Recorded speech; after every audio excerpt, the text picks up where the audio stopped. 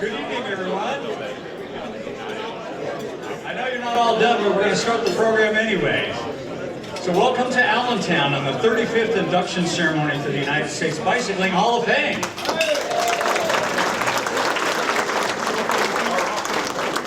My name is Bob Bowen. I'm the president of the board of directors for the Hall of Fame, all the volunteers that help make this institution run. So again, make sure your ringers on your phones are silenced because we're only going to run through some of these things once. We have a lot of program for you tonight. We have speakers, we have videos. It's going to be really entertaining. And Sarah Hammer's son, Oliver, down here in front, is excited. He's all of 5 months old, so he's ready to go. And so we're here tonight, obviously, to celebrate the 2022 and 2023 classes for the U.S. Bicycling Hall of Fame. A little bit of history of why we're here. The last induction that we had on the East Coast, or the Eastern United States, was in 2007. And it was down in New Brunswick, New Jersey. Actually, Tom Schuler, that was your year. You were there. And then after that, those inductions were held in Davis, California, starting in 2008. The U.S. Bicycling Hall of Fame and Museum opened in Davis in 2010, and we've been running them every year there since. And then COVID hit. And so we started doing them every 2 years. So 2 years ago, we were in Colorado Springs at the headquarters for USA Cycling. So we had a great turnout, and we appreciate you guys being with us here tonight. So one of the reasons that we're here in Allentown celebrating the rich bicycling history of this area. So many of you have stories about racing at Trexlertown as teenagers. We had one 17-year-old, I don't know if he's in the house, he rode 40 miles to go to the Legends ride in the rain, and then rode 40 miles back to get his mileage in today. So, you know, hopefully in the future, we'll be talking about them. But a brief history of Allentown is on page 2 of the printed program inside, and a picture of T-Town, Trexlertown, or the Valley Preferred Cycling Center. So special thanks, and we'll say this again at the end, to Allentown native Andy Taus and his crew for being our hosts in Allentown, putting on this great show. We've had great support from the local folks, including fellow Allentown Mafia, Bruce Donahue, and all of his volunteers for putting this together. And so we are really honored to have so many of our previous inductees here in the room tonight. So I'd like you to see who's in the room tonight of people who have previously been recognized as Hall of Famers. So we have 14 of them tonight, in addition to our new inductees. So when I call your name, if you can stand and wave so people can see what you look like. In 2021, back in Colorado Springs, Paul Dean, veteran road and track competitor. Paul Dean is here. There he is, up in front, from California. In 2019, Karen Bliss, modern road and track competitor. Where's Karen? Is Karen? Karen? Did she not make it yet? Not yet. Hopefully she gets here tonight. 2018 contributor Richard DeGarmo, are you here? There he is. 2017 contributor Joe Saling. I know he's in the house. Joe, the voice of racing. 2016 modern road and track competitor Lee Marchevsky. There he is. There's Lee. 2015 contributor and also member of the board of directors, Andy Taus, our host tonight. Where's Andy? There he is, at the Taus table. 2014, modern road and track, Inga Thompson. You can't miss Inga. There she is. I'm told that Inga was the one that went and kidnapped Missy Giove to make sure she was here tonight. You don't say no to Inga when she shows up. 2010 contributor Dottie Sailing is here. Husband and wife team. Part-time movie star and full-time great guy, 2009 modern road and track, Nelson Bales.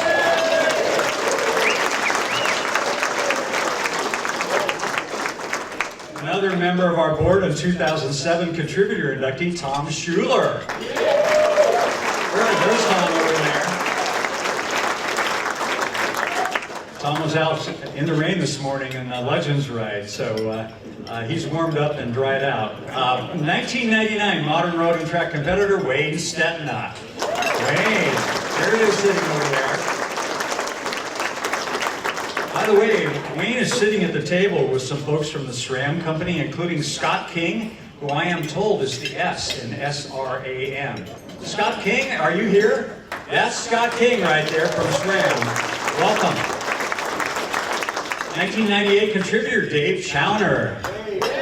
And you'll hear more about him tonight as a Raleigh boy. 1995 Modern Road and Track competitor Jack Symes. Jackie Symes, the third.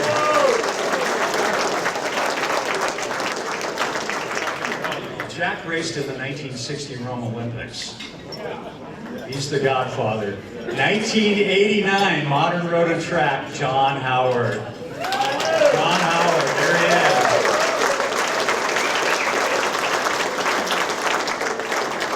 is. Okay, last time I missed him. Did I miss any Hall of Famers?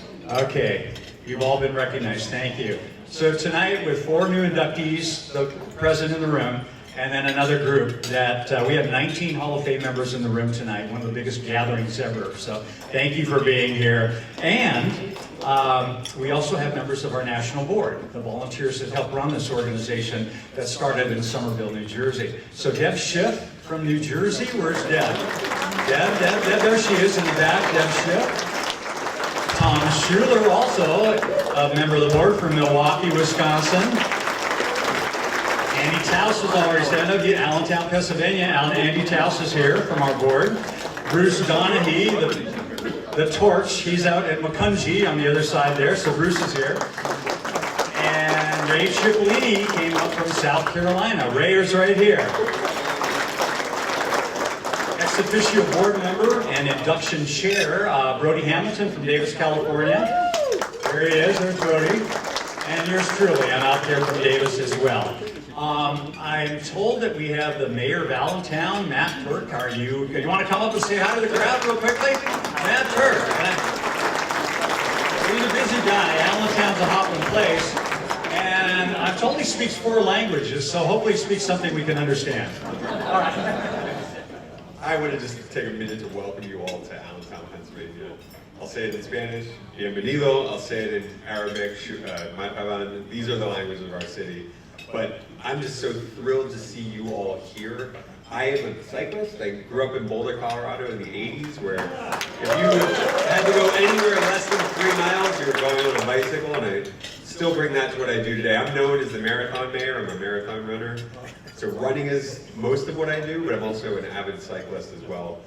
I ride my bike to work even when it's not bike to work week. So cycling is something that I absolutely love. I love sport. I love the competition. I love the way that it brings us all together. And I love seeing rooms like this of people from around the country here in our city of Allentown. And I just want to extend that welcome to you one more time and say thank you for being here. Muchísimas gracias, shukran. Have a beautiful night, and congratulations to all of this year's inductees. Welcome to Allentown. Thanks.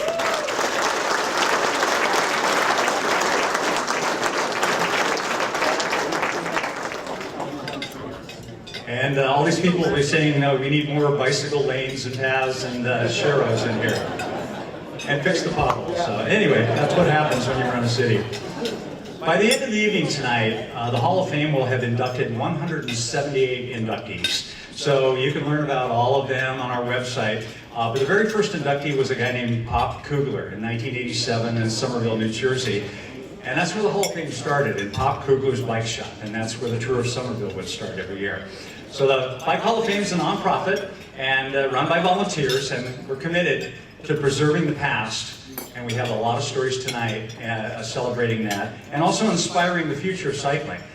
We have a junior table, a table of juniors in the back, that we had folks in this room bought tickets so they could be here and join us tonight and see some of these legendary riders and some of the things that they've accomplished. So thanks to Ellen Dorsey, Peter DeHaan, and Andy Taus for sponsoring the juniors table.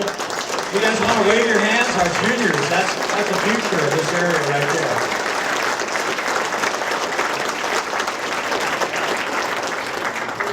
So as a nonprofit, we're always appreciative of any support.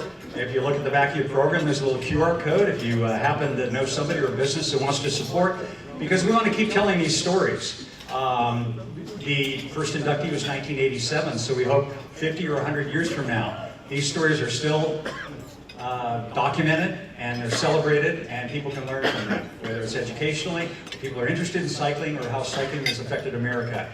Lots of stories to tell, and we want to make sure that that past is preserved so we can move in. So any kind of support that you can, and your inductees, you're welcome to help us out with committees and find sponsors, that kind of anything you can do to help, we appreciate, because we're all volunteers, and as you can see, there's a lot of energy that we want to continue into the future.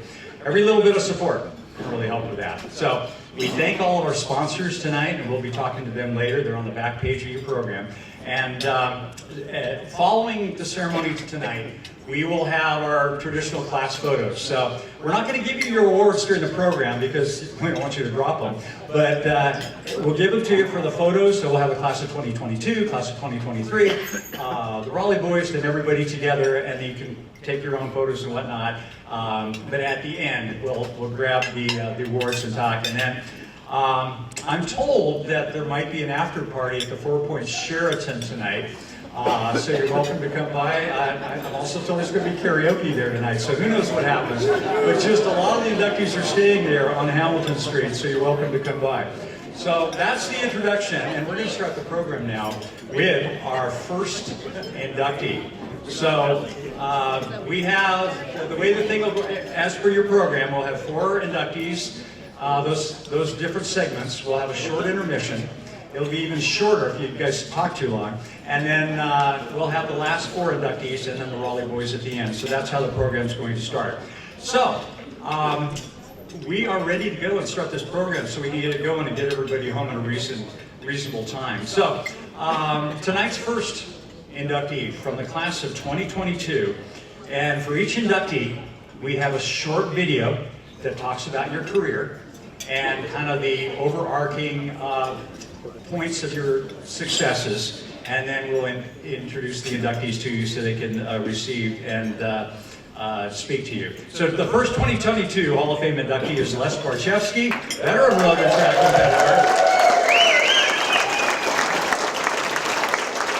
And we're going to run the first video of the night. Take a look. Les Barchevsky, 2022 veteran road and track.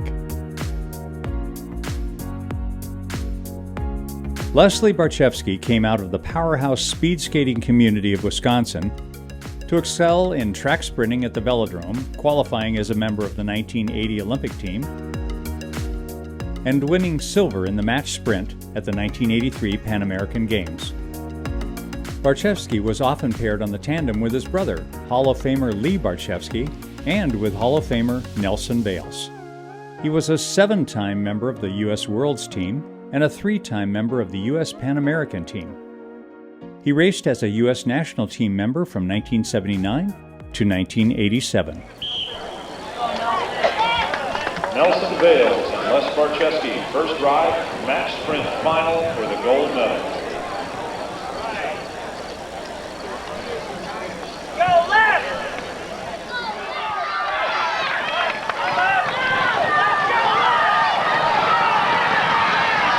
Les Barchevsky with a big move underneath.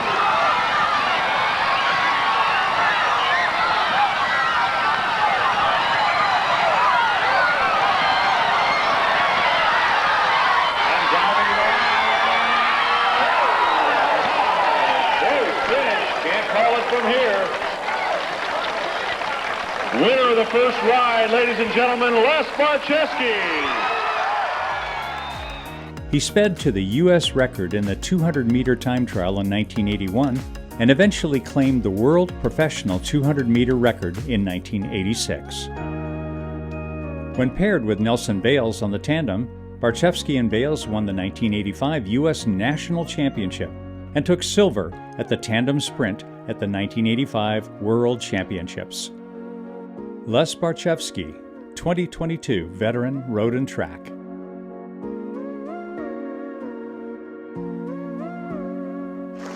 Now please welcome Les Barchevsky.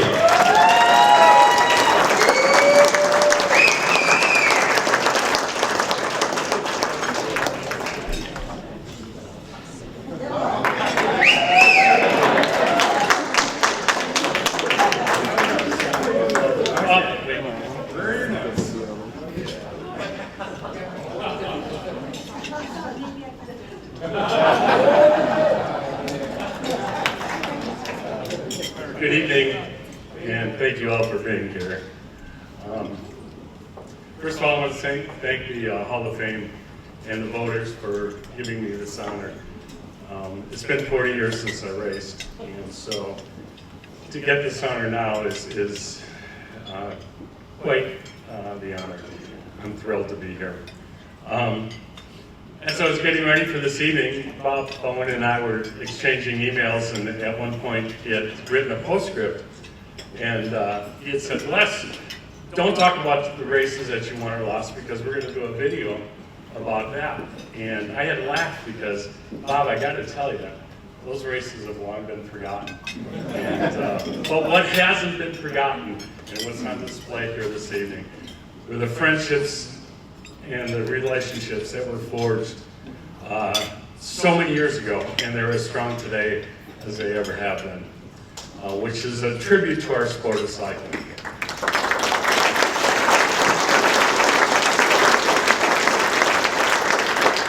So as I was thinking about what I wanted to talk about, there were so many people that I want to thank and so many people that impacted my career.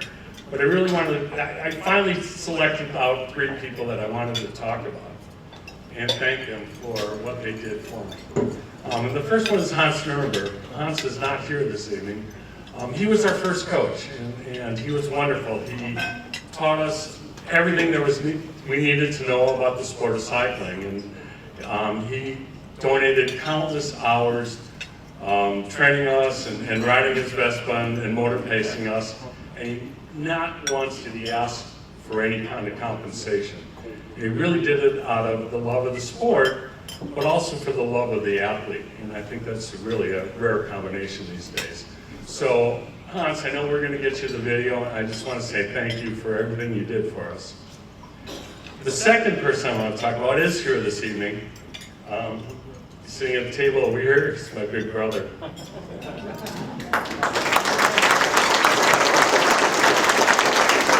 So growing up, we always had the typical sibling rivalry. The only difference was Lee was like 6 foot when I was 4 foot nothing. So trying to keep up with him was a challenge. But Lee always had the patience to wait for me, and he always had my back, really. You know, and any time at school or at the playground or at the skating rink or at the velodrome, somebody gave me a hard time, they knew they were going to have to deal with Lee. And it was probably the reason that I was such a little punk. And some people may say that I'm still that, but he did his job well. So later on in life, during our cycling career, Lee continued to have my back. In 1979, when he suddenly lost his tandem partner, he selected me and asked me to be on the back of the tandem, which really ignited my love for tandem racing. And I still recall him calling out the directions for the team, you know, up, down, slow down, full throttle. And he would always say it in this just low, concise voice. And if you didn't do it, he made you do it again. And quite amazing. And it was something that I was able to pass on to the next generation, was that love of tandem racing. And even later in life, Lee received a call that he was getting inducted in the Hall of Fame. In 2016, I was thrilled for him. I didn't think there was a more deserving candidate. The Sultan of Speed, he had won 4 national championships in a row, and he was unbeatable. But at the same time, I also had received a call of a very different nature. And I had received a call from my doctor telling me I had cancer, stage 4. And I was really at a loss as to what to do. I'd never been sick a day in my life. And I remember sitting in my kitchen as the sun was going down, and I decided to turn to the one person that always had my back. And I remember calling Lee and explaining the situation, and he sat still for a minute, and he came back in the same voice that I had heard from the tandem, in front of the tandem 40 years before that. He said, Les, this is what we're going to do. We're going to put together a game plan. We're going to assemble a team. You're going to do the plan, and you're going to get better. And hearing that voice of my tandem captain, I knew at that point that I was going to be all right. And that's, my friends, I'm telling you, that's exactly how it went down.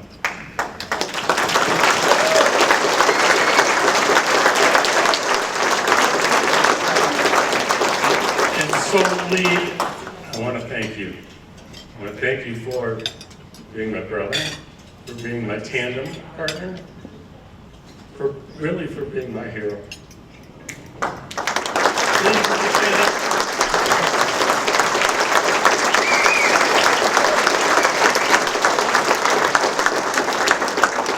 So there's one other person in the room that I want to talk about, and he's here this evening. In 1981, I had just ironically won the national championship here in T-Town. And as I came off the podium, I was greeted by Carl Lusenkamp, the national team coach. And he said, Les, congratulations on your nationals, and you've been selected to ride the World Championships in 2 weeks. And he said, continued on by saying, there's going to be a training camp here in Trexlertown.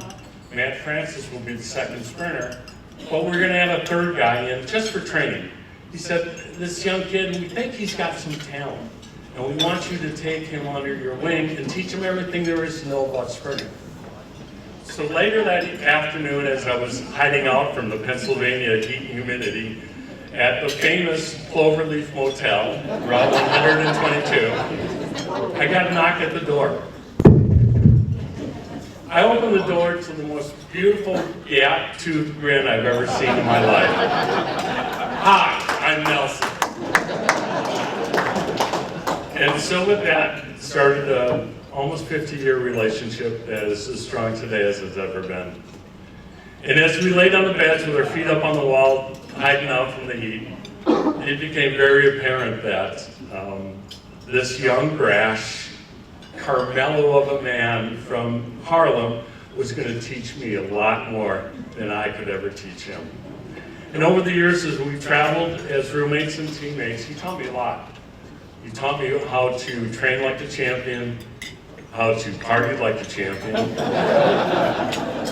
But most importantly, he taught me how to be a champion. And it's all really important stuff as a cyclist.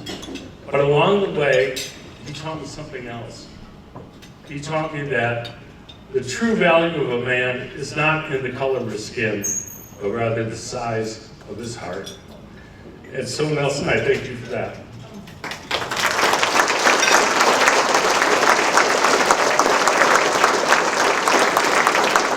But we weren't only just friends, we were fierce competitors, and we had some epic battles all over the world, from the Pan American Games in Caracas to the Caracol de Pista in Cali, Colombia, to the national championships right here in Trexlertown, Pennsylvania.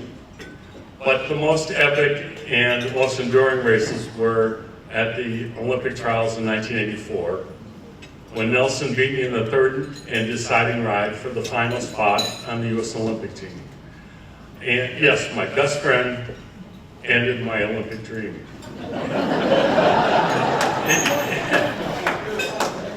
It was a bitter pill to swallow, I'll tell you. I mean, I had a dream for 20 years, as most of you did, to be an Olympic champion.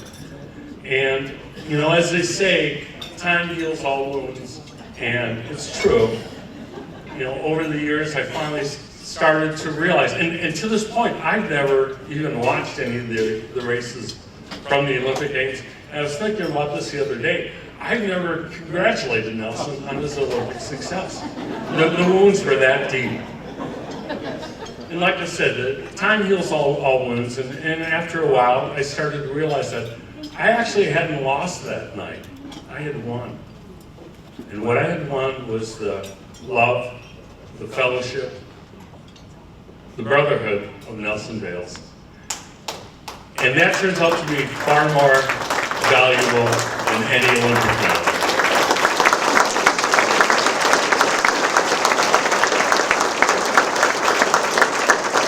So Nelson, I want to thank you for always giving me 100% every time we lined up. I want to thank you for being my tandem partner. It was the most thrilling and the most rewarding thing I've ever done in my life. But most importantly, I want to thank you for being my brother. Nelson Vale. And finally, I know you're waiting for me. To my friends and family that came this evening, thank you so much for being here and sharing this moment with me.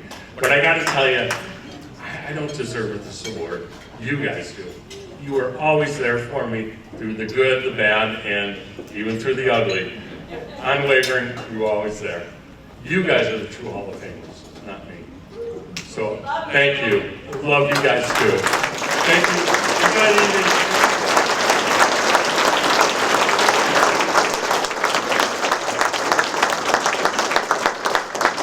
That's just the first speech, folks. Set a very high bar. Thank you, Les. So now we have another video for you. The second 2022 inductee is our friend, and we weren't even sure she would be here tonight, but she is in town, Missy Giovi. Enjoy her video.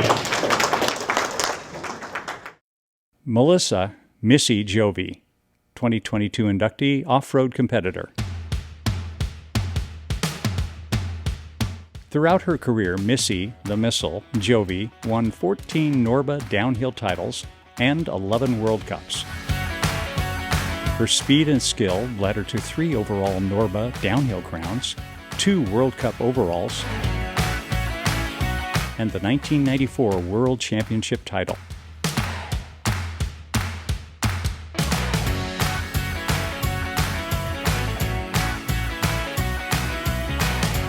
And I'm stoked, man. I mean, if this pulls through, I'm going to be so happy. Congratulations. Thanks a lot.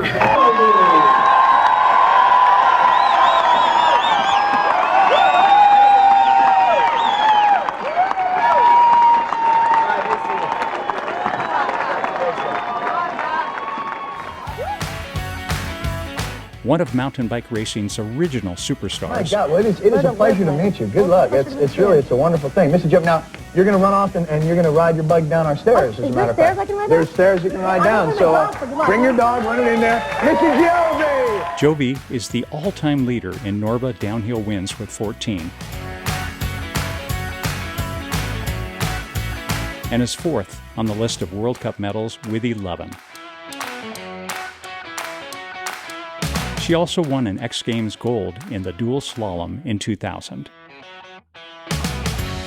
Giovi was inducted into the Mountain Bike Hall of Fame in 2016 and was an honorary inductee into the Italian Hall of Fame in 2017.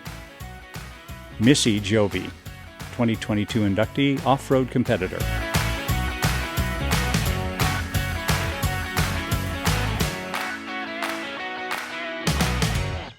Missy Giovi, come on down.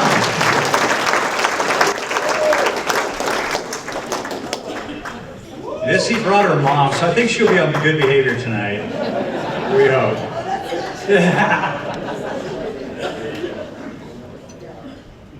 Hi, I'm ill prepared. It's okay, it's not because I don't care. Just to let you know, it's because I'm just that kind of person. Okay, so I just want to start off by saying to all of you, all my two-wheel brothers and sisters in this room, either that have fallen in love with two wheels or have supported people on two wheels, thank you, and just for the love of two wheels, because that's how we roll, you know. I want to start off by saying thank you for, I don't even have proper wardrobe, okay? I'm in the woods building things for children and for the next generation. Yeah, you know, big guys in the shop. So I've been up in the woods for a hot minute, and yeah, I was in the shop for a shirt and just didn't quite get there. Sorry. All right, so on that note, you guys are supposed to laugh. Just a little bit, help me out here. Okay, I want to start out by thanking some people. First of all, thank you for inviting, you know, not just mountain biking, but gravity, you know, into your, you know, beautiful establishment. You know, I know it's not as traditional and it's newer, You know, but we all do this because we love it. And I have, we've all made sacrifices, everybody probably in this room, like I said, to be a part of somebody that loves two wheels. And I love two wheels, and I broke myself into bits to do it. So it's for the love of it, and I want to start out by thanking some people in this room that are really important to me because I broke myself off. And I couldn't even feed myself or other things. You don't have to go to that. And I'm going to say that one of those people is my mother. That's my mom right there. She's the other here holding my hat. I've been crawling around and couldn't, like I said, just crawling, literally crawling, or been my nurse in a traction to do what I love to do. And, you know, couldn't hire people to do it, and there's not anybody that you can really hire to do those kinds of things, you know, to care when you're really broke off. My mom's been there for me, you know. And my dad, he's been the business side of guys. Tommy knows him, Tom Schuler. He's one of my big supporters in this room. Love the guy, he believed in me. You know, not easy to believe in somebody that doesn't look like they got a method to their madness, you know, and, you know, contribute in a big way and invest in me to help carry a team and people that I loved and cared about. But, you know, Tom saw something in me and knew that in a weird way, I could be a leader and, you know, not just advocate more for myself and try myself, but to place me in a position where I could really help cultivate a lot of people's dreams. And Tom Schuler, I thank you for that, because that to me is a really big deal, to be able to invest in other people, you know, other teammates, other riders, our supporters. There's a lot of people in this room that are behind the scenes in everything that everybody does, and everything from mechanics to you know, team managers to soigneurs to girlfriends and wives and husbands, parents. You know, it's a big fucking deal. And that's the only F word I'm gonna say, because I got a lot of kids in this room, but it's appropriate when it comes to family. Ma familia, okay? So, you know, there we have it, you know. My other family members that are here that are beautiful people in my life are my aunt and her husband, my Uncle Thomas, my Uncle Dave, and my last name is Thomas, and Chris and Carla and Heidi, who's my beautiful, you know, friend that's here with me. You know, these are all people that like have helped shape me in ways, and you know, in lots of ways made me tough. It's not easy trying to. You know, get someplace where you can, you know, be something where people can, for better lack of words, you know, where you can help shape people. You know, the first time I ever got on a bike, you know, was a really liberating experience for me. You know, I got on a bike with some square plastic wheels. It was like, ka-kunk, ka-kunk, ka-kunk. And my cousins pushed me down a crazy big hill, because like I needed a big hill, because it was like ka-kunking. And I fell in love with it from that moment on. And my first real mountain bike ride, I was lost for 3 effing days. Yeah, you know. And 2 of the guys were hospitalized and left the bike, and I carried them out. And I brought my bike out and loved it. I was like, let's go! You know what I mean? So, you know, I have a big passion. I still, you know, wind it up every day to go out, go ride with the Groms, as we call them, and women and pro men alike. And I'm building trail to help lay down some paths and dreams and some creativity where people can be free and liberate themselves. I feel like, you know, I could have chosen a lot of things in life. I was somebody that was a determined individual in life, and I have a lot of passion, a lot of energy, no matter what I do and whatever I believe in. And I chose 2 wheels, you know, because I felt like it was like water connecting the world. It's something that some people, and even myself at times more recently, because I chose some weird ways, to even gather water and heat for myself.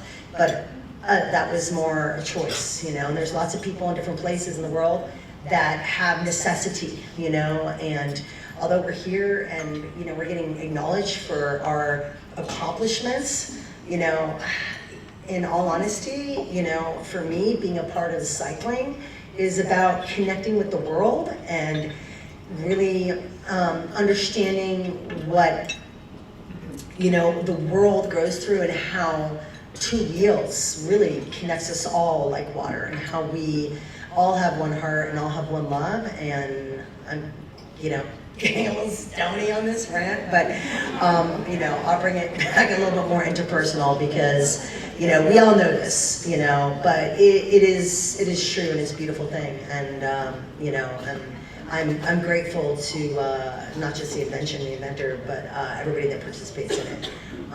You know, I know, you know, I've done different disciplines, and I know what everybody in this room, to a certain extent, you know, I understand what you gave up and sacrificed, and like your personal effort on a daily basis, and the commitment that is. And, you know, I honor that, and I honor all of you. And, you know, I try to go out and go get hammered by my, you know, cross-country teammates like Cadel Levin, who ended up winning the Tour de France, and, you know, thrown up with him on intervals, you know, and all sorts of stuff, because I wanted to know, you know, I wanted to know. And not everybody can necessarily do an aspect of what I'm, you know, the kind of writing that I do. It's, you know, an acquired taste for sure.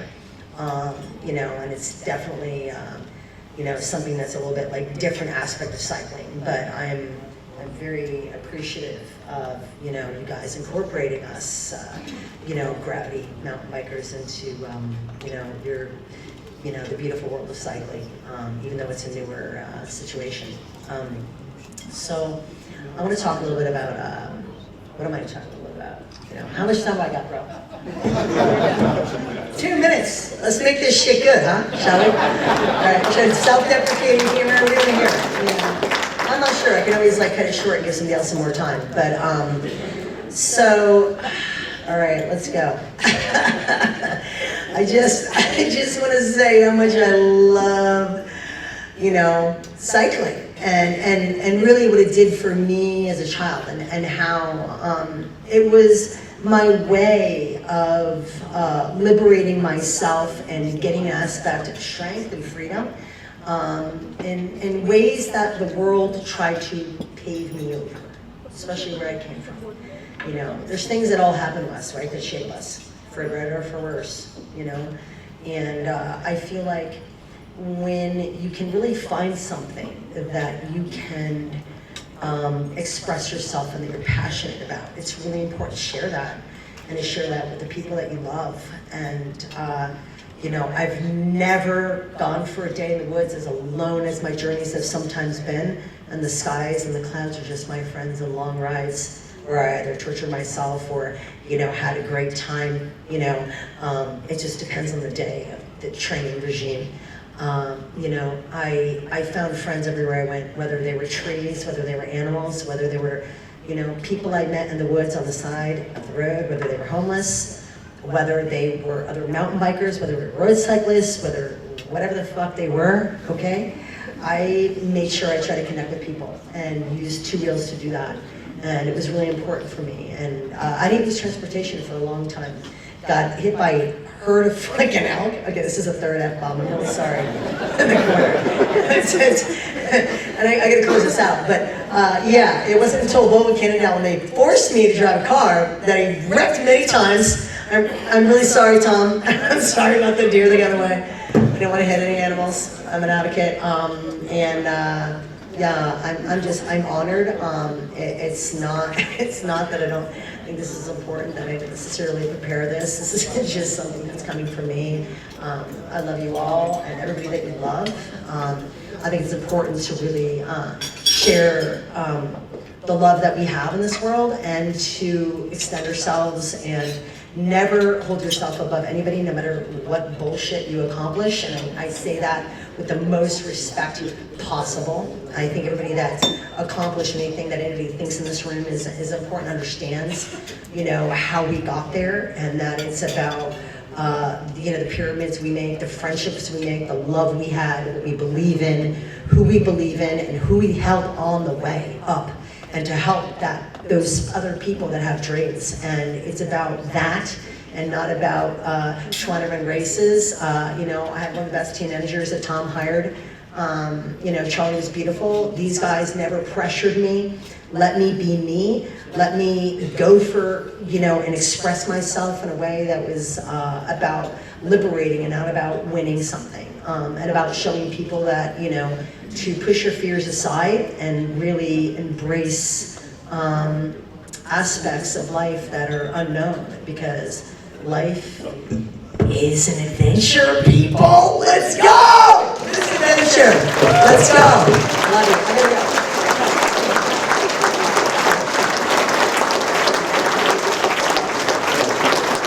Hey, Mommy, I learned some new words tonight. Missy's mom said I tried to get her to ride horses, and Missy said, no, I can't break as much shit on horses as on a bike. So now we have our third video. Please enjoy the next inductee video for Dean Crandall.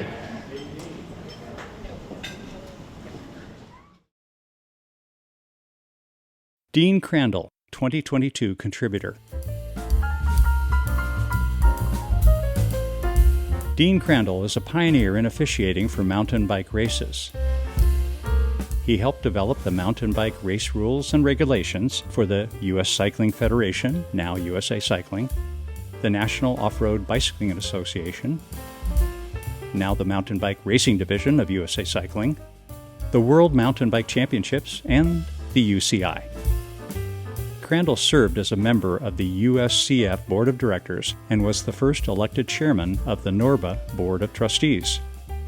Crandall helped transition NORBA from an independent organization to a successful division of USA Cycling. He served for 6 years on the UCI Mountain Bike Commission. He developed the first training programs for officials both in the U.S. and internationally. In 1990, while in Paris, he passed the first ever UCI Mountain Bike Commissaires exam to become an international A-level official. He has taught UCI mountain bike courses all over the world and served as Commissaires Panel President for various Latin American championships. Crandall helped advocate for the inclusion of mountain biking in the Olympics. Dean Crandall, 2022 contributor. Please welcome, on down, Dean Crandall.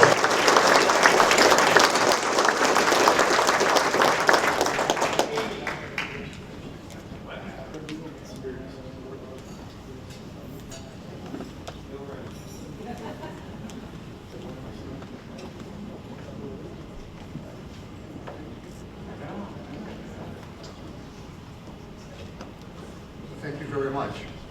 You took most of my speech right there, so I don't know what to say. But about a month ago, I went to a mountain bike race in Colorado. First race I've been to probably quite a few years. And one thing I noticed was the fun everybody was having. Small race, local folks, everybody's really enjoying what they do best and have love their bikes. And it just kind of rekindled my interest in cycling again. So I guess I appreciate those folks to put the race on. Okay.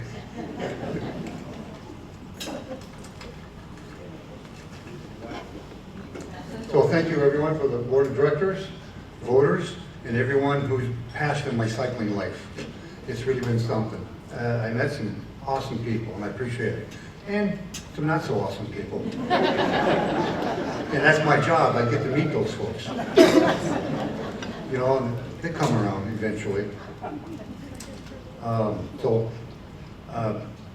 Congratulations, Les, Missy, Kristen, for all being a part of this crew of 2022. Hopefully, you know, we all shine. Awful hard to follow Les and Missy. Except, I've seen them race, I've watched them race, and interacted with them all throughout their careers, and that's been fun, kind of. First time I met Les, he was in my face, but it's okay. And you know, Missy too. But you know, when I got into road racing, that was back in, oh my gosh, early 80s. I got into road racing only because I was an advocate in a nonprofit association in Colorado. And that, of course, as it goes with nonprofits, the money dried up. And then the lady I was working with, which you might know, Beth Estes, she asked me if I wanted to help join a group that she had. And that group is the Bicycle Racing Association of Colorado. And that's when I became involved in bike racing, competitive bike racing. So from there, it just evolved further. And then shortly after becoming official, I was appointed to the Cruise Classic, which was the Red Zinger, moving the Cruise Classic. And so I've only been official a couple of years, and I was involved in the international bike racing. So it was a pretty tough crowd then.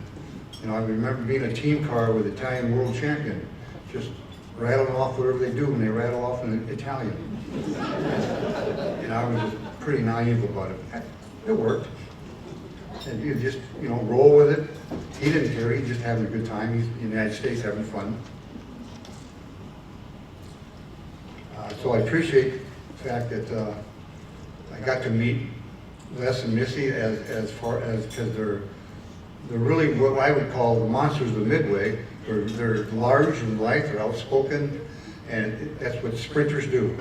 And Missy's a sprinter too, she's a downhill sprinter. And I really enjoy it. So I've been fortunate, as you notice, to travel around the world. I've seen and done a lot of things I've never been able to do, and I owe it all to cycling. And so I really love it, and I appreciate it for that reason. So I've been to 8 world championships, and each one's been unique and different, of course, and they get more and more complicated every year. But that's the way it goes, you know, you live with that. We have an international governing body that determines what we have to do, and that's too bad, but you know, that's the way it goes. So I want, you know, I have my family here with me tonight. I have my oldest daughter, Regina, my daughter Jennifer, and her husband, Raul.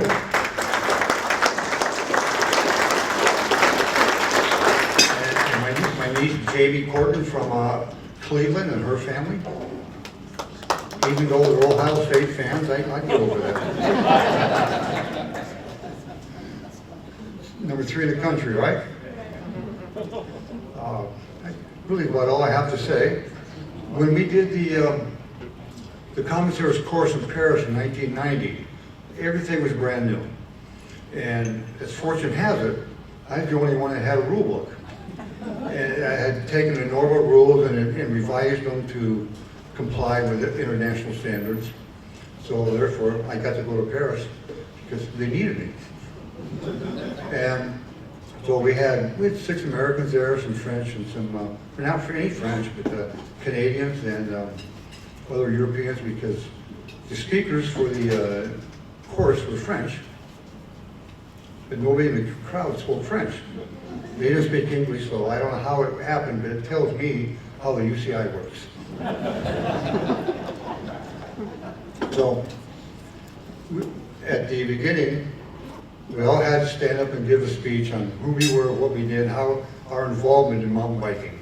Well, in 1990, it wasn't really involvement in mountain biking, because it was brand new on the international stage. So we all go through our speeches, myself included, we brag about who we are, what we do. And then toward the end, we got to Ed Zink, the late Ed Zink, my #1 mentor, and it was his time to speak. And he stood up, he says, "Hi, I'm Ed Zink, I'm a cowboy." That was it. Sat down, he was done. And that's Ed Zink, that's the way he was. And that's the way I am right now, short and sweet, it's over and done with. So thank you very much for inviting me. And thank you very much.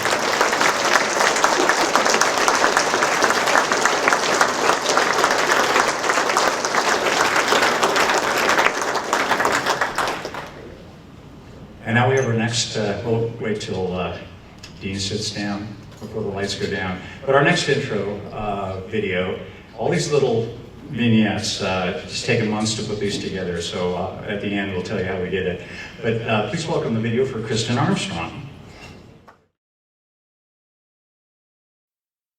Kristen Armstrong, 2022 Modern Road and Track. Kristen Armstrong is the most decorated U.S. women's cyclist of all time.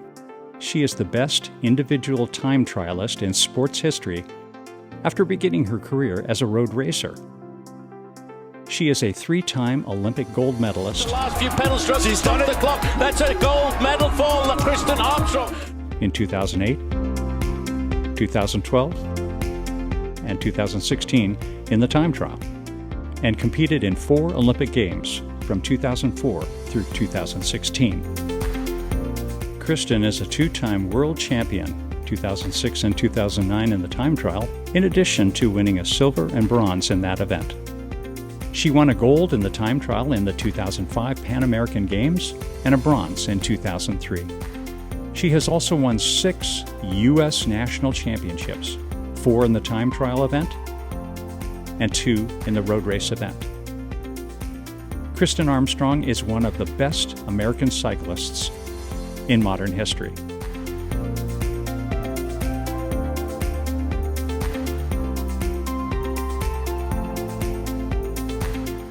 Kristen Armstrong, 2022 Modern Road and Track.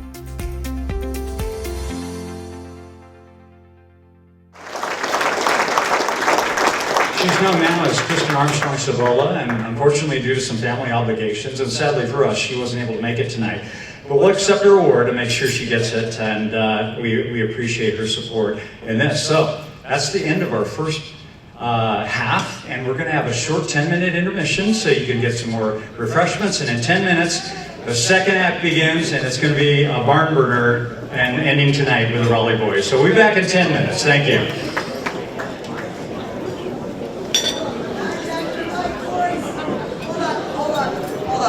I'm going to say one last thing. Listen. Hey.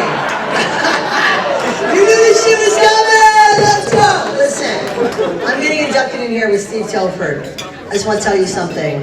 Him and his wife are some of the loveliest people I've ever met in my life. And it's because of people like this that I am a part of this family and a part of this. I'm just so honored to be here. And I just want to say that I didn't say that earlier, okay? And Dean, thanks for knowing I was a good person even though you suspended me for inappropriate behavior. Yeah, boy, thank you, dude. I knew you believed in me, bro. Love you, dude. I had to go ride. I'm sorry, bro. I had to go around the storcade. Couldn't wait. Love you, dude.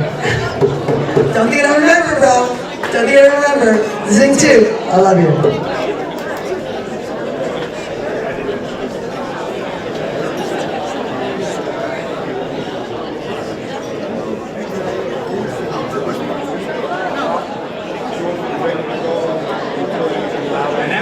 To the class of 2023. Our first 4 inductees were from the 2022 class. When COVID hit in 2020, we obviously couldn't have an induction, so we went to every other year, which is great because we have usually 8 inductees, and then we add a special recognition and we have a full house. So we appreciate that. Where we'll be in 2 years, we don't know. If you're interested, talk to us. It's a lot of work, but it's a lot of fun too. So we appreciate Joust and Anthony Tapp stepping up for this year. So the first of our 2023 Hall of Fame inductees is George Chapman, veteran road and track competitor. Please enjoy the video. George Chapman, 2023 veteran road and track competitor. Competing from 1918 to 1932, George Chapman was a great U.S. motor pace racing champion with 7 consecutive American Professional Motor Pace Championships from 1920 to 1926. Championships of that era were determined by a season-long competition or by a series of select events. At least one of Chapman's championships consisted of a grueling 24-race season.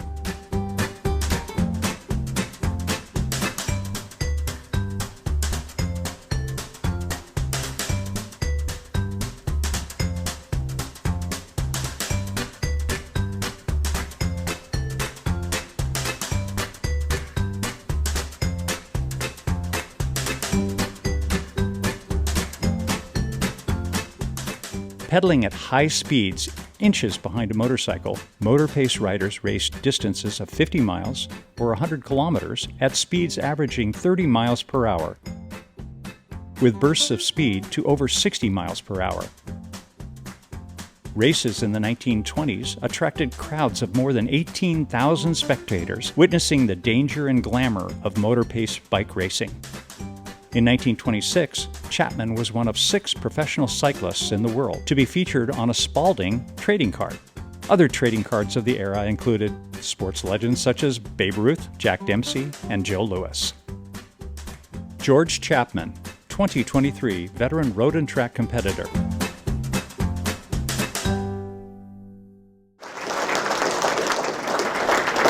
So those of you who have sharp eyes, I don't know if you noticed, but the front forks of the bikes he was racing were reversed. So they could get closer and tuck in behind and follow just barely an inch behind the motorcycle. What could go wrong?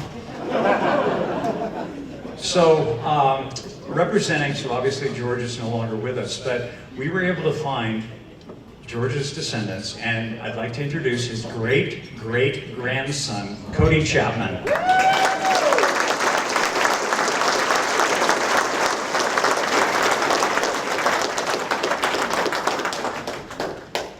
Hi everyone. I just want to say what an honor it is to be here today.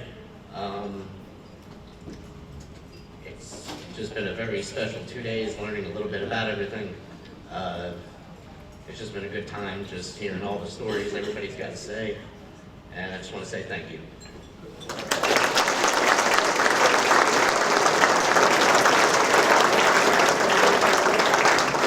Thanks to Cody for coming up from South Carolina. His mom, Carolyn, is here.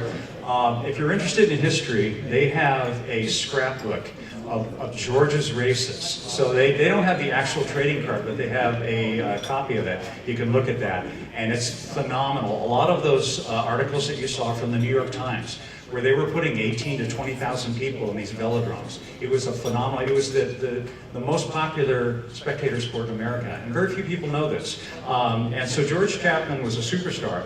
And you know, they were going, when most towns, you couldn't go more than 20 miles an hour, these guys were going 40 miles an hour. And there were 4 or 5 of them on the track, and some of them didn't stay on the track.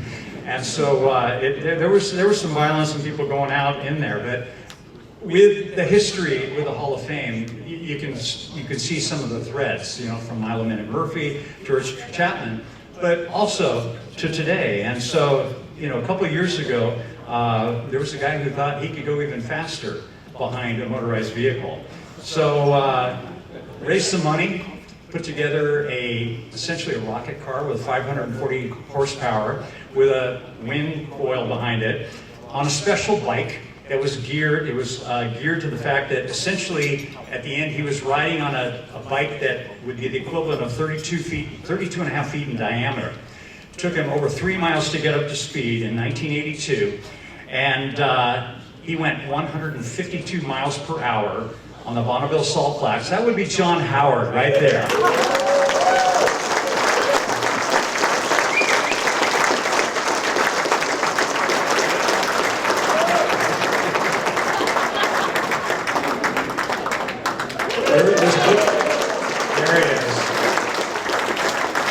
There's a book by Peter Nye called Pushing the Limits that talks about that. I highly recommend it.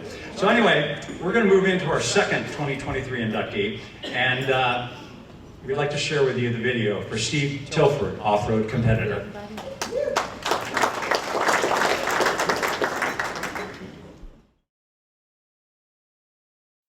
Steve Tilford, 2023 off-road competitor.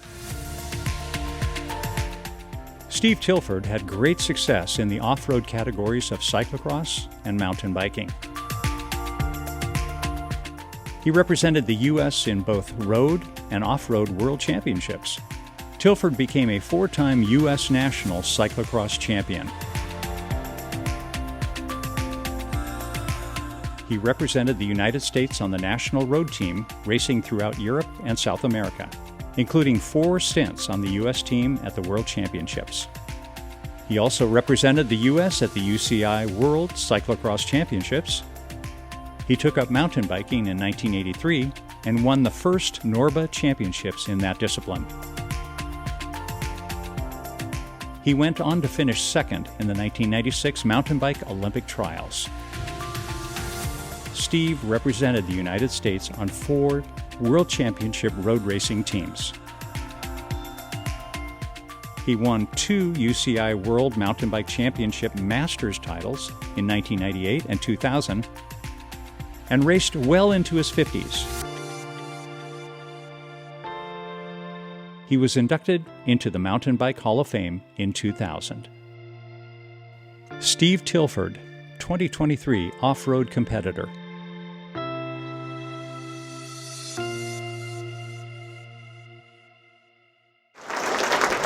Now please welcome Steve's wife, Trudy Rebselman.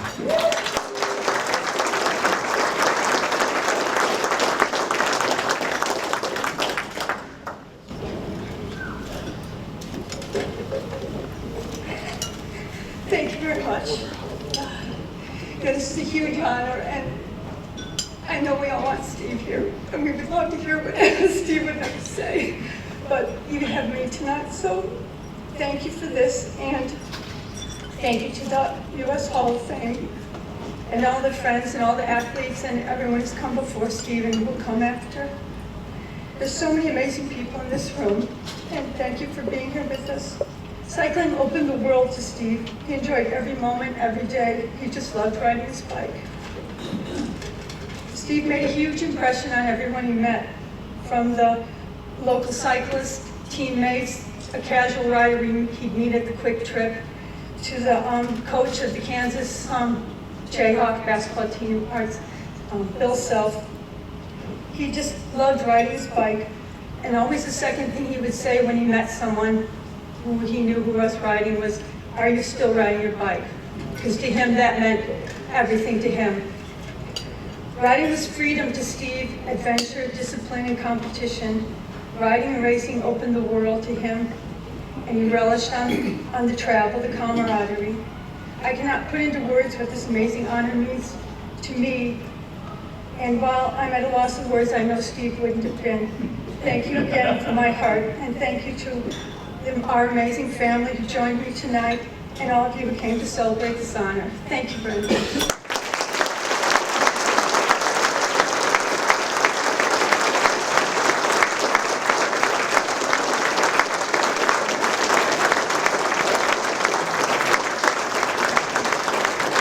In far northern Michigan, Wisconsin. Sorry, my bad. Wisconsin. The cheeseheads are going to kill me. We already are. One of the ways that Trudy represents, she makes pies called Tilly's Pies in honor of Steve Tilford. So Tilly's Pies, you've got to try them. Wisconsin. Okay, sorry. Anyway, so we have a third 2023 inductee, and we have a video to introduce this segment about Peter Rich. Enjoy.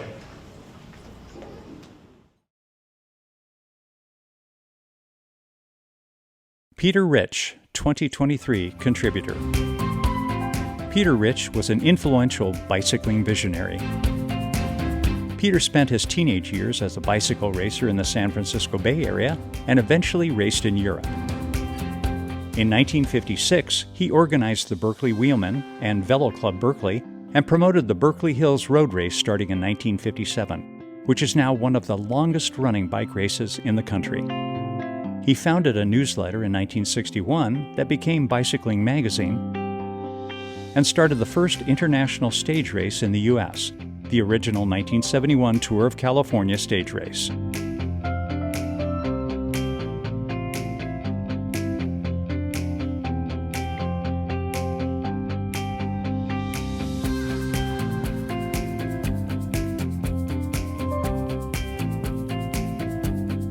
Peter opened Velosport Cyclery in Berkeley, California in 1962. When racing frames were scarce, he imported Mossy and Colnago frames into the U.S. for the first time, and later hired Albert Eisentraut to build U.S.-made racing frames for top American riders. Rich coached and mentored many young East Bay riders, including George Mount, Mike Neal, and Dave Brink, and pioneered training ideas such as cross-training and weight training for road cyclists. In the 1960s, he served on what is now the USA Cycling Board of Directors and also organized early cyclocross races. His love for cycling helped propel cycling in Northern California and across the United States. Peter Rich, 2023 contributor.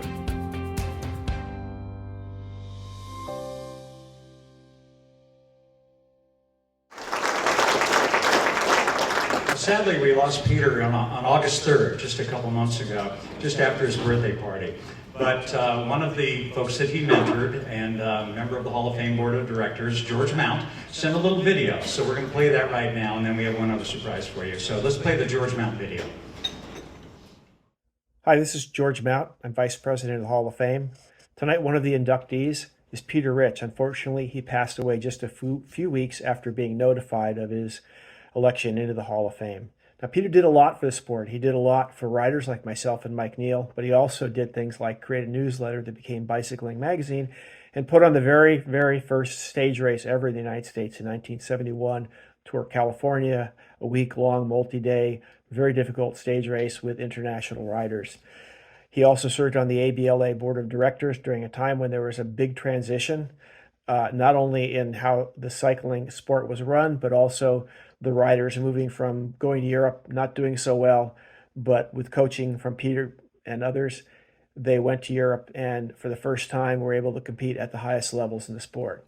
Peter was very responsible for that, especially for people like Mike Neal and myself, who both turned professional over there. It's sad that he passed away, but we will be having a memorial for him and a bike ride October 21st at the Hall of Fame in Davis. And I hope everybody there can recognize all the things Peter did for the sport and raise a glass to him. Thanks. Thank you, George. So 2 weeks from today, 10 a.m. in the morning at the Bike Museum Hall of Fame in Davis, we'll have a ride. And we will take Peter's award and present it to his wife and his daughter. We have some special slides that also just came in today. And so we have a narrator, would be John Howard, is going to come up. And we have a few other images to share about Peter's career and how he affected cycling. And one of the guys who rode in that 1971 Tour of California, which by the way came through Davis, and took Peter, I think he told us, took him 7 years to pay off all the bills because he really didn't have major corporate funding. So he knew it was important and wanted to make sure that America could experience a stage race. So please welcome John Howard, who has a few more slides to narrate.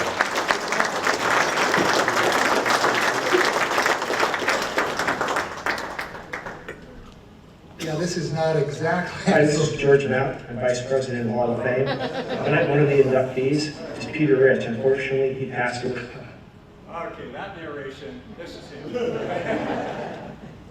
I haven't seen the slide presentation, but I will, you know, on behalf of Peter's wife, Anne Marie, and his daughter, Julie, I accept this award. And to me, it's a huge honor because Peter is one of the people, at least in my mind, who had the capacity to take his dreams and turn them into a reality. And if you watch some of the things that he accomplished in his life, you know, he raced in Europe, of course, and I think the significance of that is that when he returned, he taught the peloton tactics, because prior to that time, we had no idea what bicycle racing was all about. Peter shared that because he had raced in the 50s, and his image, he didn't win a lot of races, but his image was just, you know, the lily white USA jersey, and he was a wonderful representative of the sport. And that is the essential ingredient, I think, that launched him as a pioneer in cycling. And I look at certainly a lot of those riders like George and Mike Neal, but there were others too. I think Bob Parsons, Dave Brink, all Olympians, all benefited from the tutelage of Peter Rich. He was an amazing man. And Velosport, I think he had some of the very early Italian bikes, Mazzi, Colnago. None of us had ever seen European bicycles before. So Peter introduced the equipment, the Velosport. He certainly was a communicator, followed bicycle racing as a reporter, and I think that mimeographed newsletter that eventually morphed into Bicycling Magazine speaks a lot for what he wanted to accomplish as a promoter. And the Tour of California, I rode the first Tour of California in 1971, won 3 stages of it. It was America's first international stage race, and the participants were all world class. And the sad thing about that race was the sponsor pulled out in the 11th hour, literally pulled out of the race because the sponsor did not believe that Peter Rich could pull off this event. But here's a man who would turn his dreams into reality. He wasn't going to back down, and he damn near bankrupt Velosport Berkeley in the process of making that event happen. So he believed in everything he did, and he never, ever would back down from promotion of the sport of cycling. There are a lot of things about Peter. He was just an incredible entrepreneur. Berkeley Cup at one point. He beat Cup, and I don't know much about that, but I've heard some wild stories that I don't want to share with you. But being a horse person, or I should say horse appreciation person, I was just so impressed with the fact that he took these beautiful horses, these Arabian horses, endurance horses, and actually competed, didn't he, in some of these 100-mile races on these fabulous horses. So he was not just cycling, and you look at what he accomplished in his life, and I think it was not without a lot of money. He didn't have a lot of money, but he was able to leverage whatever he had in the most amazing way to make things happen. So the quote that I'd like to share with you at the end, I'm sure you've all heard it. It's from Sir Isaac Newton, who said, "If I appear taller than others, it is because I stand on the shoulders of giants." And a little bit or a lot, I think all of us in this room stand on Peter's shoulders. Thank you.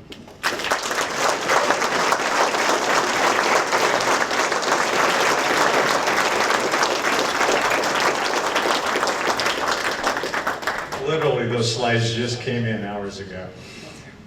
And our final individual 2023 inductee is Sarah Hammer Croning, and her son Oliver is in the house still, yes. So we'll start with an introductory video, so please enjoy.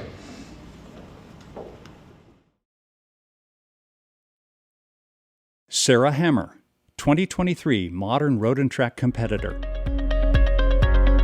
Sarah Hammer began racing bicycles at age 9 and won her first junior national title in 1995. She raced for the better part of 26 years from 1991 to 2017. With 8 world championship titles between Pursuit and Omnium, Sarah Hammer is one of America's most decorated track cycling athletes. She held the world Pursuit record for 9 years, from 2010 to 2018. Sarah competed in 9 World Track Championships.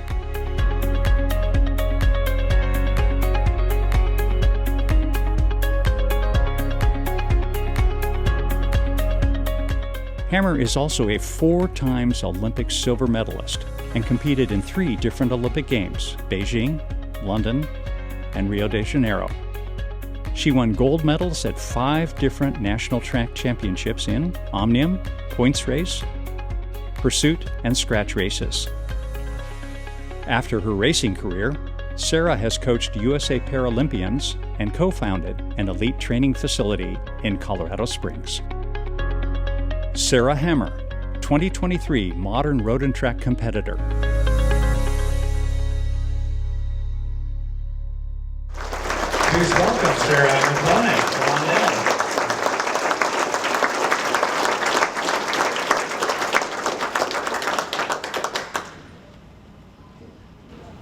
All right, so I already got a tip from Les to bring a glass of water up here. So this is why I have the water up here, just in case.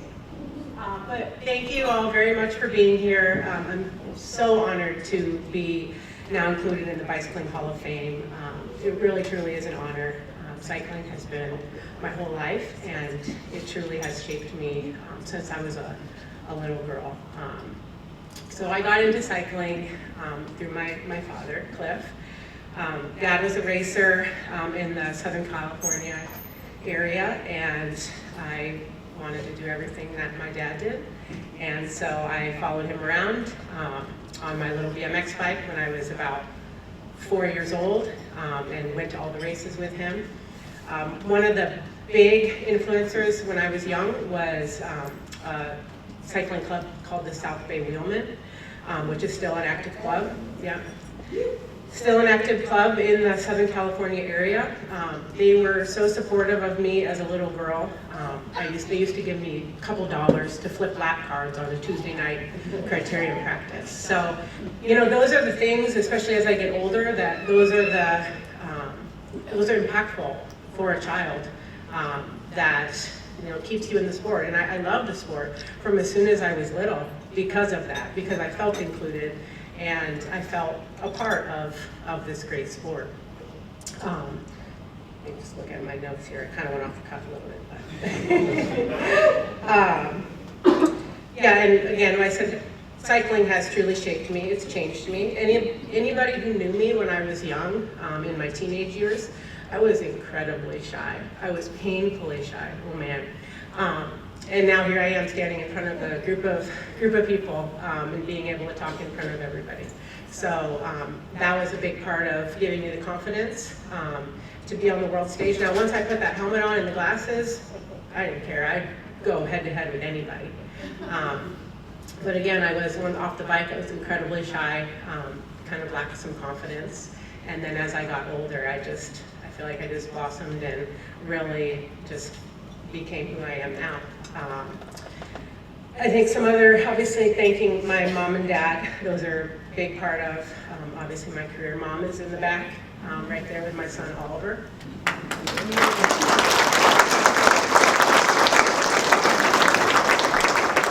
one of the fondest memories I actually have to say about my racing career was the 2012 Olympic Games, when the women's team pursuit got included in the Olympics. It was the first time that we had been in the Olympics as women in the team event. I grew up, you know, when we really didn't have very many. I mean, obviously I was young in '84, but that was the first time in in cycling that women were even included in the Olympics. And that was in the road race. As it, you know, progressed, we started getting included in more and more events. But still, there was no parity between women and men. So that was the first time. Now parity wasn't completely there, but that women were put in the Olympic Games. And that is one of my fondest memories of getting to work with 3 other girls at the time. Jenny Reed, who's also a Hall of Famer, Dotsie Bausch and Lauren Tamayo were my team at the London Olympics.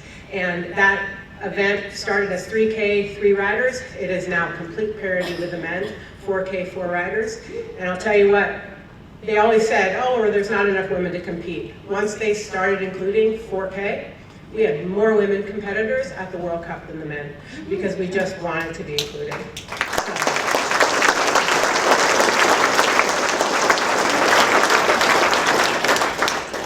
So yeah, that's probably my proudest moment. And also I just want to talk a little bit about what I do now. It kind of was touched upon. I work with our US Paralympic team for road and track. They're in Colorado Springs. I absolutely love it. I started it as soon as I was retired. Went to Tokyo in 2021 and getting ready to go to Paris. it's an absolute amazing experience getting to see what these athletes can do. And I encourage everybody who doesn't follow Paralympic sports to watch this next Olympic Games, because again, what people can do is amazing. So again, like really love what I do with that. And yeah, it just, again, I have to say my biggest accomplishment is in the back there, Oliver, and that has been, of everything, the biggest success in my life is having Oliver, and with my husband, Billy, up here, and Wisconsin, Billy from Wisconsin.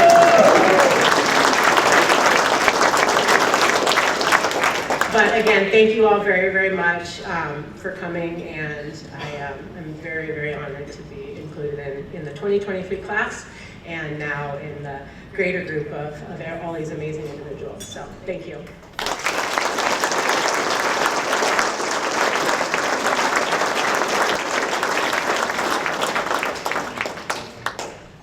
I can tell Oliver's pretty excited back there. Long night for him. So that's the final individual inductee, but we have, and the U.S. Bicycling Hall of Fame very rarely gives out a special recognition award. It's been several decades. And the 2023 Special Recognition Award goes to the Century Road Club of America, the Raleigh Boys. Here's the video.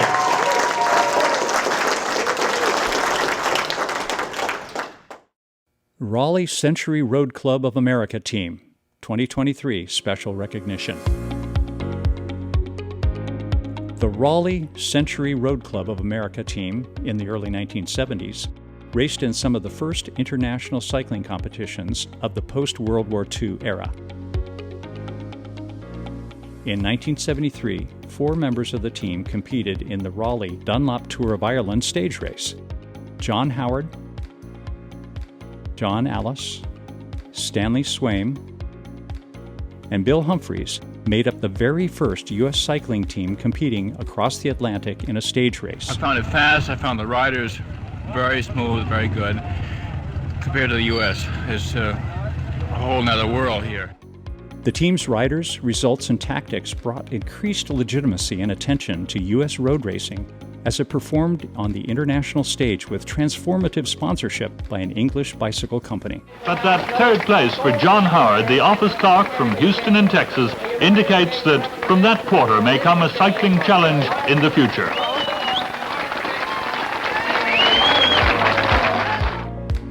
Raleigh CRC of A team members also included Flip Walteufel, Dave Chauner, John Gromick, Doug Dale, Jim Hutter, Bobby Phillips, Richard Dunn, Alan Bell, Craig Kissick, Dave Bowl, and John Baer. Fred Kuhn, the owner of the historic Kopp's Cycles in Princeton, New Jersey, assembled and supported the team. In the intervening years, some team members have individually been inducted into the U.S. Bicycling Hall of Fame. For the 1974 season, U.S. Bicycling's governing body dropped its rule against commercial names on clothing. Raleigh's cycling sponsorship encouraged the Schwinn Bicycle Company, Peugeot, and Chaton, and other brands to provide bicycles, clothing, and equipment to grassroots clubs around the country. This crucial support helped trigger a new era of American world-class riders. Raleigh Century Road Club of America Team, 2023 Special Recognition.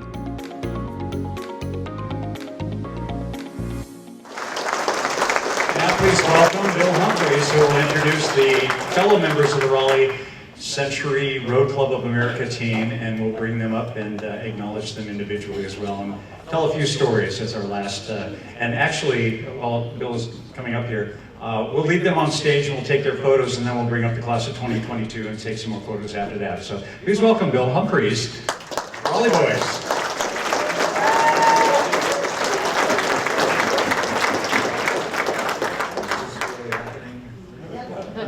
We had no idea we were making history, not a clue. But Fritz knew something we all didn't know. He knew where my notes were.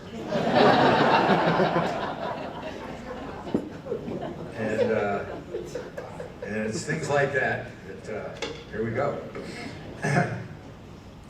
It's an honor to be here.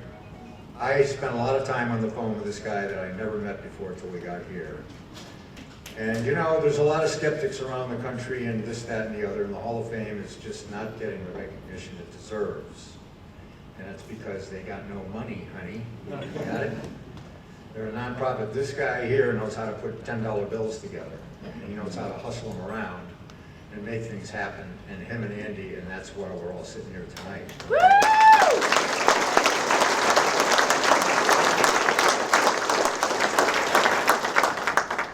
So, without any further ado,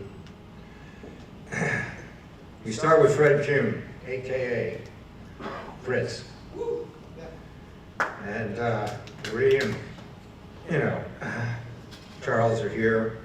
He was the patron, okay? The old school patron of the club in that little bike shop on John Street in Princeton.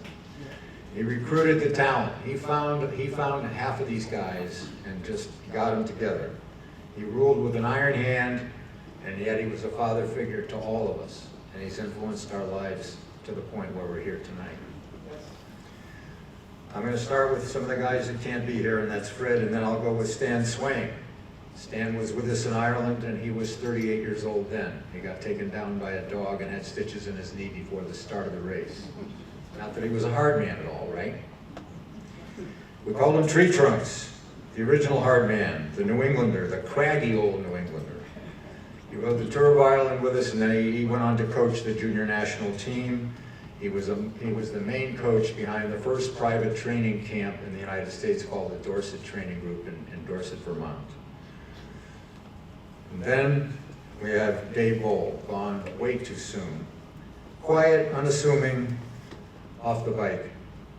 But a 76 Olympian. In 1976, he won the Tour of Somerville, and he left us too soon. And those who can't be here tonight, we start with John Alice, and without a doubt, one of the best road riders this country has ever produced. He was winning races in France in the mid-60s, riding for the ACBB team, and he started that tunnel of people that would go through that club system in France. And he came home and just started kicking butt, and was a three-time Olympian and a national champion at age 34, and a guy that took me personally under his wing and helped my career happen. Next up is Alan Bell, a Hall of Famer, by the way, and so as was John Alice, a track sprinter on the 1956 and the 1960 Olympic teams, and he was a runner-up at the Tour of Somerville 5 times. Okay, how good was he? All right, so Alan couldn't be here tonight. So now I'm going to get to the boys that are here in attendance, the original Raleigh boys, and we'll start with the guy who just spoke to you, John Howard. He's a Hall of Famer, of course, a three-time Olympian, and voted Rider of the Decade of the 1970s. And then he goes out and wins the Ironman triathlon. And that was before, oh yeah, then he got behind a motor and went to 154 miles an hour on the Mount Salt Flats, okay? So the first modern day, and then on the Tour of Ireland, you saw him there. And I'm so glad that they captured him stepping forward. And from that quarter, we may hear more in the future. Well, the hell they did, didn't they, huh? And then next in line, another Hall of Famer, and Dave Chauner, a two-time Olympian, pursuiter on the track, and of course the developer of the first guy to take over the Trexler Town Velodrome, and him and Jack Symes made that happen. And then he's also known as the only guy to win a stage in the Tour of Britain, the milk race. He still went over there his first year and won a stage, and then he was a promoter of T-Town, and then of course the U.S. Professional Road Championships in Philadelphia. I mean, things like that aren't done anymore. You know, 200,000 spectators in downtown Philadelphia for like 17 or something years. He went through different sponsors. I mean, the guy was amazing. But what he's really more famous for than anybody really recognizes is that he got a late night phone call from me when he didn't know me back in 1973, and I had my ticket to go to Belgium and race the next morning. And I got my club membership in the mail, and it says Dave Chauner, president. And I said, that guy, I read in a magazine, that guy raced in Holland. I better call him up. Maybe he knows somebody that can help me when I get there, because I had not a clue. I was getting to get off the plane with the wrong size bike, one set of wheels. And Dave talked to me very patiently on the phone that night, even though he didn't know me. And he talked me out of it.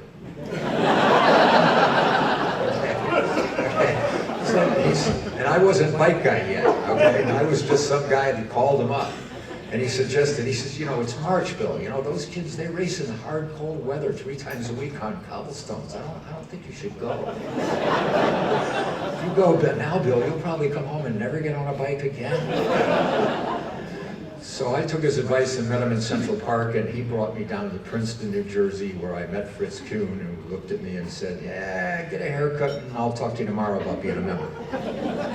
I didn't dare tell Fred that I had just gotten a haircut. So that's Dave. And then we get to our other Olympian, Flip Emil Waldteufel, who is known as the chef. And not just casually, he was one of the San Francisco's best chefs. And then in the 1972 Olympic road team. And he raced in France, and he would just leave his restaurant. The guy was like one of the top chefs in the city, and he would get some sort of leave, like, I gotta go to France for the weekend. And he wouldn't come back. And they start phone calling around in September, where's Flip? So he was on a national road team. He rode the Tour of Ireland. He was one of the modern day domestiques and an excellent stage race rider, a great team rider.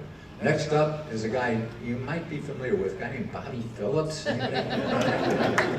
Baltimore Bullet, huh?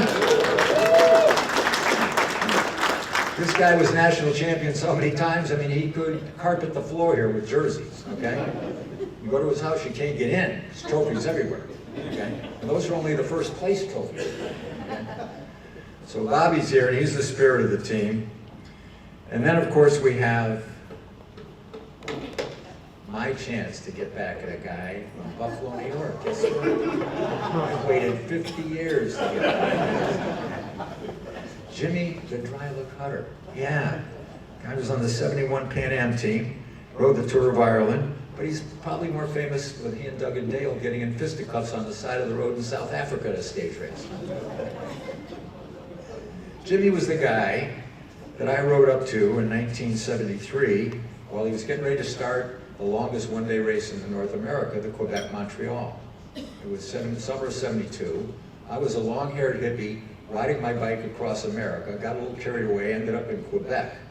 I had my hair up under my hat the whole time, and I heard about this bike race. I said, wow, it's long enough. I've been riding long distance. I could probably ride a long-distance road race, 172 miles. So I go to the starting line, looking horrendous with a beard and hair and hairy legs. I even have a Bacardi rum sticker stuck on my top tube. And I walk up to all people, I don't even know any of these bike racers on the East Coast. I walk up to Jimmy Hutter, the prima donna, everything on him is immaculate. You could drink soup out of his bottom bracket, right? I walk up to this guy and I say, hey, could you take my pannier bags and my Pletcher rack off my bike and take it to the finish line for me? He was appalled. He said, Dean, somebody talk to this guy, get him out of here. Somehow or other, my bags ended up in his team car, and I got to the finish about an hour and a half after he did, because he was like second place. But that's Jimmy Hutter. And then, right along with Jimmy Hutter, you can't talk about Jimmy Hutter without talking about Doug Dale, right? The fisticuffs champ. Well, Doug, you know, everybody's talking now that we're all older. Oh, how long have you been riding? How long have you been riding? And Doug goes, I've been on the bike for 60 years.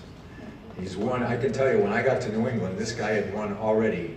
Between him and John Alice, they had won almost every major race there was in New England. And he put down as a personal note was he beat John Howard using collared cranks. And he was best man in Bobby and Pat Phillips' wedding. But he was also the director of the Oster-Daimler Jr. team, which was a powerhouse team that went on to have great careers. And then he's now a bike artist, and he still says that he owes everything to Fred Kuhn. Yes, here, here. Next in line in this cast of characters that I love so much is the monk, John Gromek.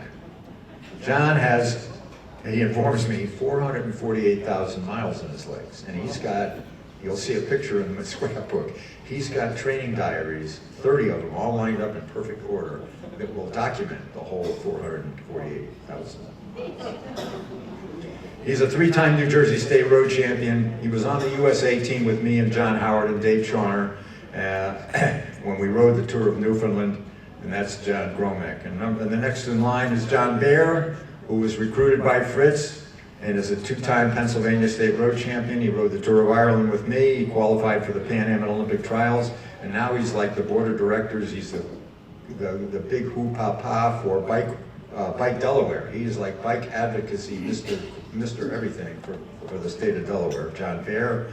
And then we have Craig Kissick, who was recruited away from the CA Association by Fred Crew.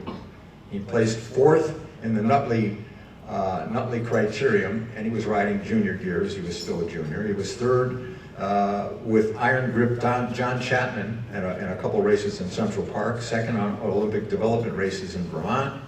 Rode the Tour of Ireland when he was a really, what we call a youngster as far as we're concerned.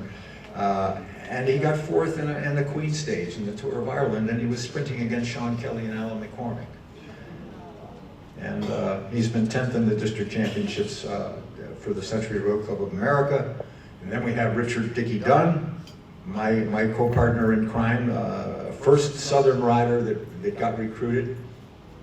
He's from North Carolina, and he raced internationally for many years, a phenomenal time trialer. Tour of Ireland, 74 and 75, Quebec, Montreal, Tour of Chile, Tour of the Baja, Red Zinger Classic, and he was invited to South Africa. And that is our boys. Could you all stand up real quickly?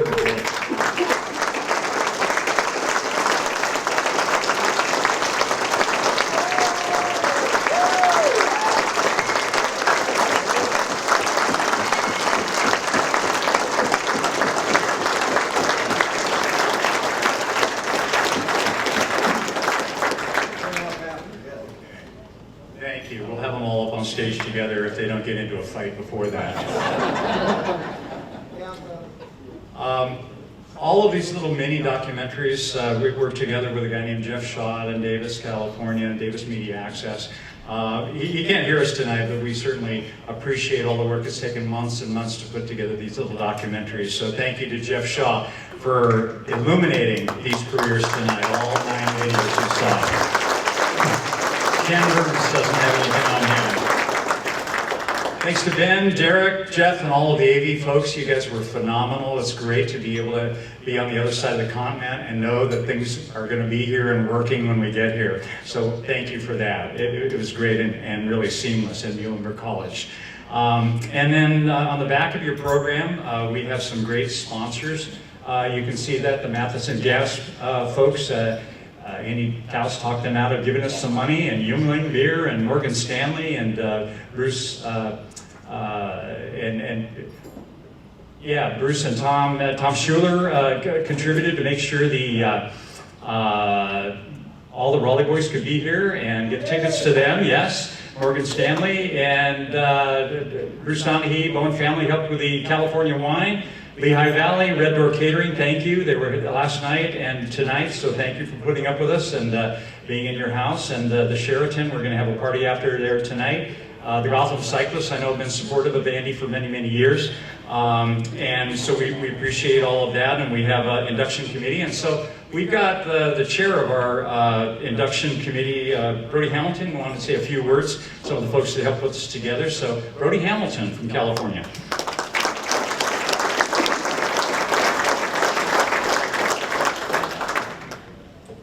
You guys are amazing. I mean, 400,000 plus miles. 5 miles, I shake my kidney stones loose, and I'm in trouble. Andy, come up here for a second. Yeah. Andy. Oh, Andy.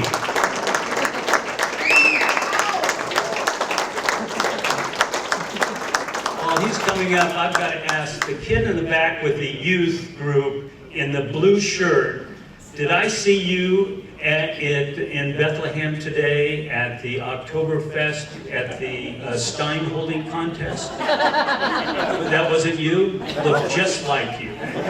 You lost, but it looked just like you. People come to events like this, have a good time. They see people, friends they know, and they leave and say, that was swell.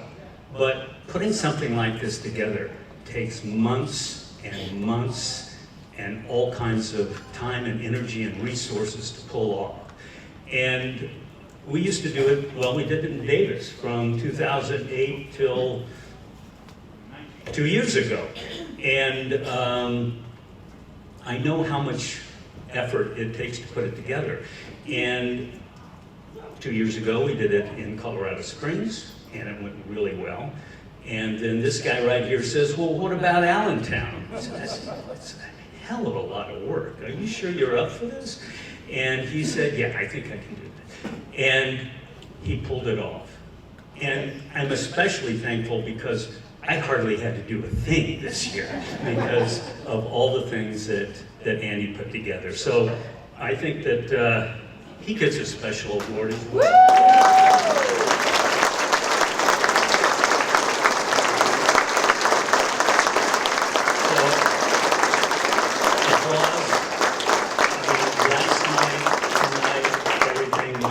Flawlessly. You did a wonderful job. If we do it again in California, I want you to come out there and do it for us. Would you? Okay, thank you.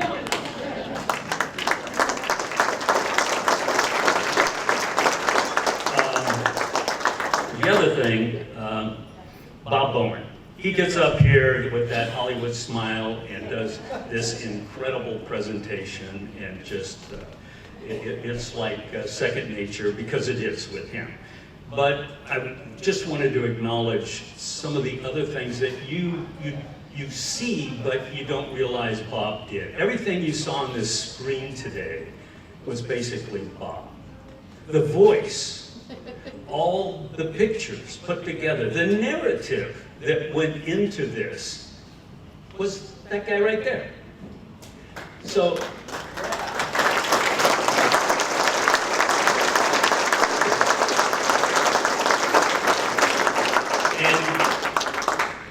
and this little thing that a lot of you will probably leave on the table and say, yeah, maybe I looked at it, but all the pictures in here, the materials in here, this guy over here, put together over months. And most of you don't know how difficult it is to get cyclists to come up with pictures and information for people to put a little thing like this together.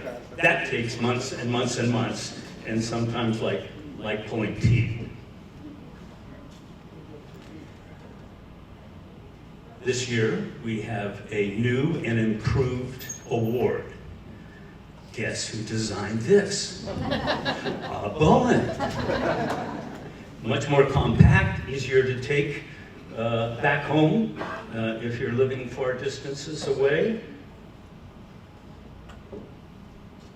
So anyway, a round of applause for this incredible guy, the president, Bob Bowen.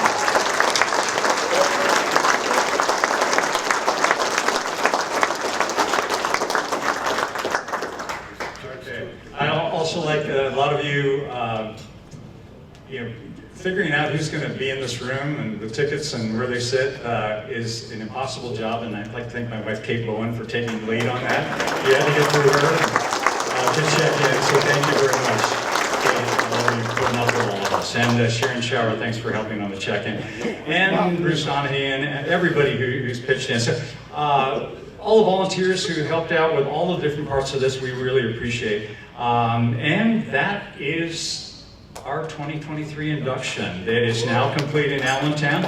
We're gonna have the group photos. So I think what we'd like to do here is come up and let's start with the 2022 class, because we've got 3 of those in the house. Let's get your awards. We're going to put up the logo so you can take pictures, and then we can put those on the website as well, and then the 2023 class, and then we'll finish up. We've got the awards here for the inductees, and the folks who aren't with us, certainly their families can come up and get those. We'll present those, and then we have the medallions and a certificate for the special recognition for the Raleigh boys. So anyway, thank you for coming. We've had a great time this weekend in Allentown. We appreciate all of your support now and into the future, and we want to keep telling these stories. It's been a phenomenal evening. It's been really a master class in cycling history in America. So thank you for being part of that, and let's look forward to the future of the U.S. Bicycling Hall of Fame. Oh yes, I'm told that if you like the centerpieces, take them home. We won't stop you because we don't have to store them. So the centerpieces are another memorabilia. So thank you all. We appreciate it. Good night.